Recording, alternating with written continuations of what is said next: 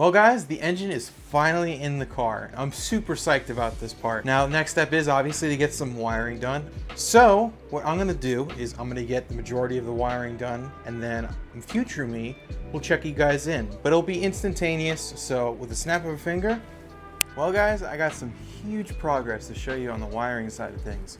Let's take a look. I finally got the ECU sort of mounted in here.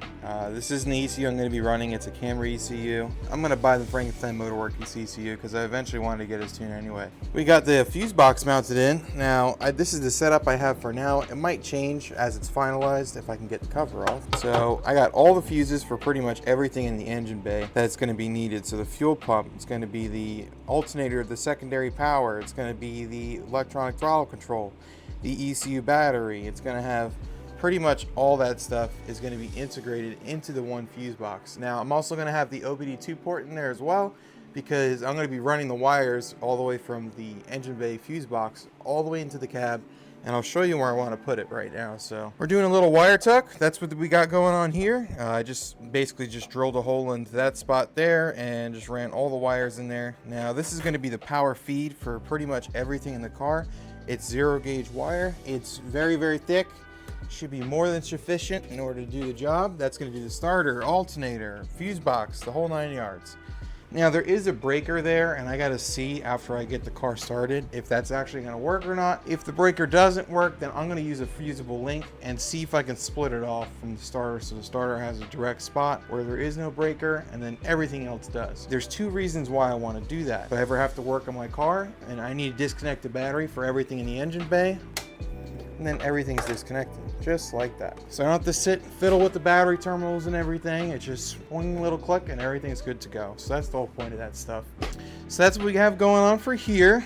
This is the reason why all this started is I noticed my starter wire was cut in half. So that's what told me it was time to figure out some other solution. Now you can kind of see the difference here in the size on how much bigger the 0 gauge wire is compared to what the factory starter wire is. So I think it should be plenty, but there's only really one way to find it out, and that's when we get the car started and running. So this is what we ended up with the wiring so far.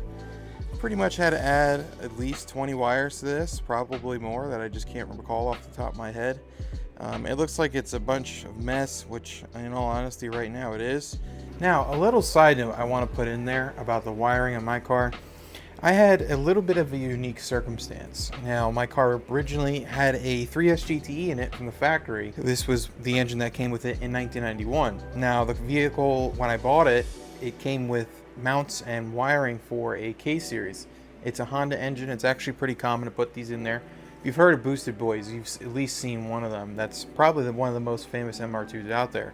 That's driven by a K-Series. Now, in this case, since we're going back to a Toyota engine, I have to add a lot of the Toyota integration engine stuff back in to my body harness. That would be like the cruise control, that would be the air conditioning, and everything else like that. So the next thing I did after I sat there and went through all the wiring and made the body harness, made a checklist of all the wiring that I needed to do, and I put a little pigtail on all the wires with some green electrical tape and wrote down what the wire signal would be.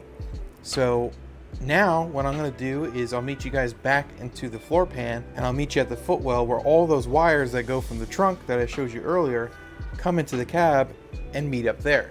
So now you can see what I'm saying. So I sat here and labeled every wire one by one. So this one is the trigger for the AC switch. This right here is the ground for the speed sensor. These are the two wires that you need for the stop and the cruise control to work. This is the wire I have as an extra signal that I'm going to be using for the ABS. And that's also what I'm going to be using this ground here for. I'm going to ground the speed sensor back there so I can use this wire in there.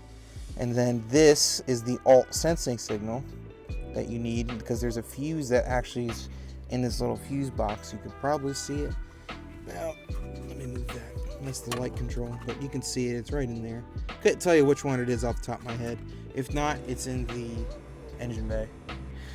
Then, this huge wiring harness here gave myself an obscene amount of length, just to make sure I didn't short out on the wire.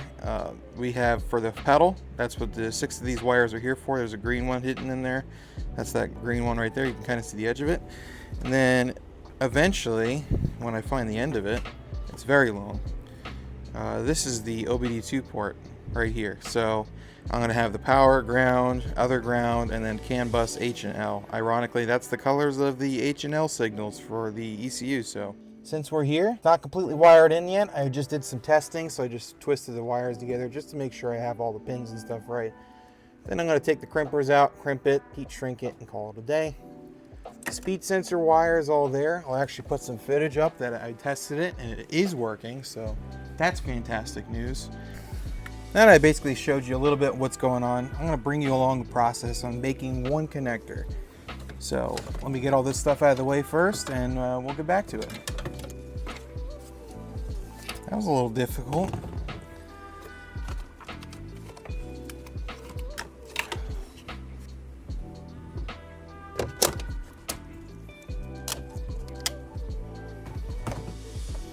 Okay, so I showed you guys earlier on how I tested the pedal to make sure all the connections were good. Now that I have all the connections pretty much set up and ready to go, I'm going to go one by one and crimp and heat shrink the connectors. First thing I'm going to do is I'll just pick a wire. Doesn't matter in this case because they're all basically still connected.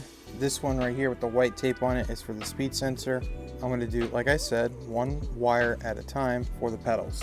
So these are some crimps I got right here. I'll actually show you guys a little bit what these are. I got these on Amazon. I think they're pretty good.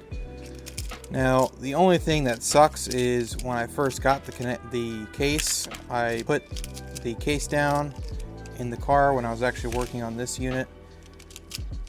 It spilled and a lot of the butt connectors got mixed in with each other, so it just created a whole mess. So I'm gonna sit here, pick out 6 butt connectors, and we're gonna just sit here and splice them all together. I prefer to use the smallest butt connector possible because it just makes it less bulky, and at the end of the day it comes out the cleanest that way.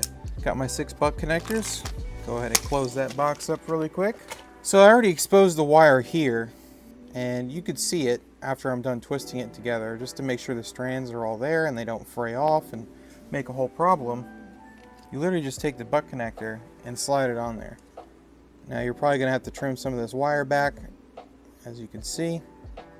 A little bit that's exposed on the right hand side, you definitely don't want to leave that. So I'm going to just take that cap off really quick and snip off just a little bit of that wire. Alright, so I got that all in there nice. Then you just take your crimpers. In my case I have these, whatever ones work and you prefer. Next step is grab you some heat shrink. I prefer the marine grade stuff. You can get this at Harbor Freight, it's really cheap. The only difference is it's got some sealant or glue in there. Now the glue or sealant is to prevent any moisture or corrosion or anything like along those lines to affect the crimp. You just take your heat shrink, make sure you put it on there, nice. All right, that's all good. Grab the wire for the opposing side. In my case, it's going to be this harness. Double check you got the heat shrink on there, because if not, you're in a world of hurt. All right, and then that wire is all crimped and ready to go. Now I'm going to go ahead and do this another 6 times right now, and this is pretty much what I've had to do for the past weeks. 2 weeks, 3 weeks, at least 150 times, if not more, probably more.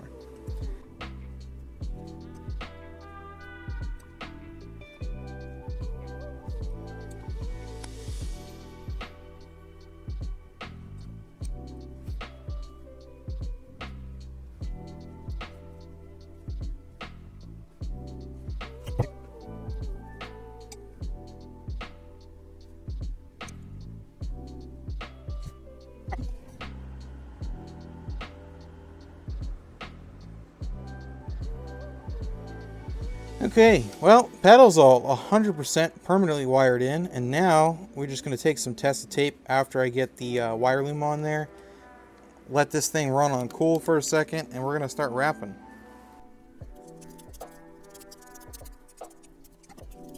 Wrapping stuff together, crimping this, crimping that, you know, the typical day. So there's a couple more things I have to do via the wiring on the vehicle that I want to touch base on, and that is the radio, but I'm probably not going to get to that stuff in this episode because that would probably be a video in and in itself, because I'm going to be rewiring the entire radio. And if you haven't caught along already, but I'm going to be using a lot of Camry stuff, and that's the reason why behind that is they made almost 2 million of them from 2007 to 2011, and there's only 40,000 MR2s out there, so probably less now. If there's 2 million of those and the 40,000 of the MR2, there's probably going to be better chances of the Camry stuff to be A, readily available, B, cheaper, and C, they're going to be making it for a lot longer than the MR2 stuff. If you guys aren't aware, it's very hard to get some parts nowadays for these cars because they're just not as common anymore. They're over 30 years old. So that's the plugs I'm going to be using for this stuff. We're just going to be using the Camry stuff in there. If you guys actually know anyone who's getting rid of not a JDM one, but an American version of these, please let me know. I'm looking for just the single AC button because this unfortunately doesn't work with my car. Neither does the auto part, but I'll just leave that in there or whatever, because I already sat and soldered in LEDs in this thing to make it glow white. I can actually probably put some footage of that here over that so you can see what it looks like. I think it looks so freaking sharp. I did the same thing with the cluster too, by the way. The next project after this one is going to be the steering column. I'm going to be using one from I think it's a 2014 Camry. I'm not exactly sure off the top of my head, but that one is going to basically replace all the electric hydropower steering system that came in this car, and we're going to be putting that in instead. So that's just one isolated unit, and I'll take you guys along that ride too, because that I'm going in pretty much blind. There's only one other gentleman out there who's done that type of swap, and that's William Raceworks. If you aren't familiar, you should be if you're in the MR2 community. He did it with the Yaris one, but I want to use the Camry one because I already have Camry socks, Camry steering wheel, which I'm probably going to show you guys actually. It's got red stitching in there. It looks really freaking nice, and just modernizing the car all at the same time. So I hope you guys are still following along at this point. So we'll just keep going and go from here. Alright guys, so that should do it pretty much for this video. I'm going to wrap it up and end it about right here. I know wiring can be a little bit on the boring side, so that's why I'm trying to make it short and sweet and just give you a little bit of an idea on what's involved with this stuff. I have, like I said, a little bit of a unique circumstance, but yeah, that should pretty much do it. So make sure you guys leave a comment, like, subscribe, and I'll see you in the next one.